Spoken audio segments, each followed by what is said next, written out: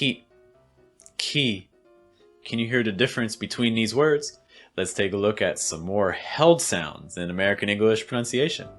Hey guys, this is Jeff with Fluent American checking in again. We had some technical difficulties making this video, so you may see some changes occurring throughout it. But the content is still going to be the same, just a little note. And again, we're focusing on held sounds. Now, we talked about sounds like the held T in the past. That's the difference between saying things like state and state. You can hear that difference. You can check out our full video for more practice with that. But T's aren't the only sound that can become a held sounds or stop sounds. There's also other sounds that can do this too, like your plosives, like P's and B's.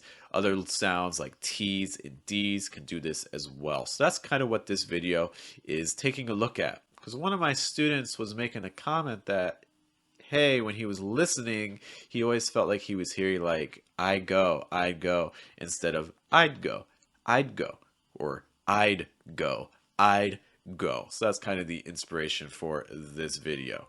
By the way, as we go through this content, if you find any of this helpful, you can show some support by subscribing. So we're going to take a look at some comparisons between held sounds and normal sounds where you release the air. If you're not sure what a held sound is or a stop sound, basically what you're doing is you're tensing your throat right around here so that way air can't escape. For instance, take a look at this word, seed. Seed. You can hear that D sound at the end because I'm not holding it. But what you'll hear a lot of native speakers do is hold the sound. So instead of saying seed, you'll hear seed, seed. So again, the difference is you're tightening your throat to not let air escape. Also, another trick that you can use to make that held sound clearer is to shorten your vowel sound. Again, compare seed versus seed. Seed versus seed. The second one that's held, you can just hear that vowel sound get shortened a little bit towards the end. Now, something you want to remember when you're doing held sounds is that they're not the same thing as just removing the letter completely. Let's take a look at some examples. Seed, see, seed, see. Bus, bus, bus. Bus, peed, pee, peed, pee, keep, key, keep, key, bob, ba, bob, ba, feet, fee, feet, fee. Let's run through these again. I'm going to add on the pronounced sound, then I'm going to hold it, and then I'm going to take it away. To give you an example, seed, seed, see, bust, bust, bus, peed, peed, pee, keep, keep, key, bob, bob, ba, feet, feet, fee. Can you hear the difference between those? Again, the first two, we're comparing fully pronounced sound, letting out the air. Second one, holding it. And then the third one, just straight removing the letter.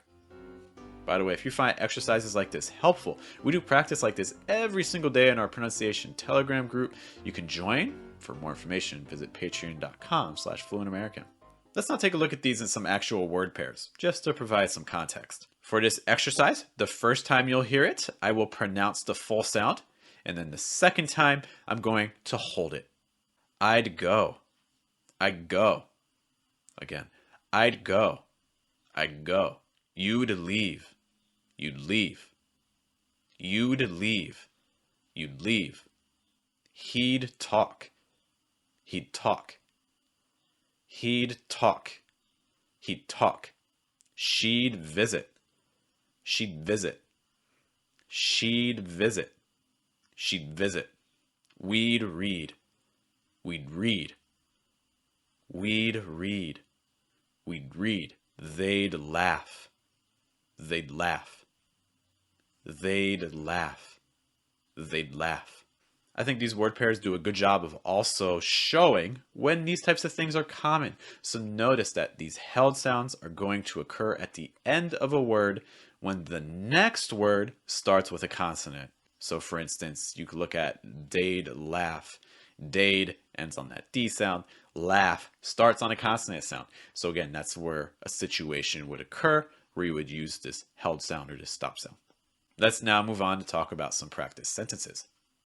I'd go if you'd leave. I'd go if you'd leave. And again, let's pronounce this without the held sounds.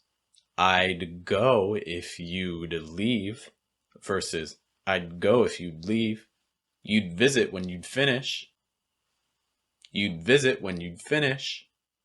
And again, without the held sounds, you'd visit when you'd finish versus you'd visit when you'd finish. They'd keep laughing when you'd talk. They'd keep laughing when you'd talk. Without the held sounds, it would be they'd keep laughing when you'd talk versus they'd keep laughing when you'd talk. Hey guys, this video on the left is crucial if you want to sound more natural in English. It talks about held T's before end sounds, which if you don't use held T's in any other place, you want to make sure you're doing it before these ends. And this video will explain everything.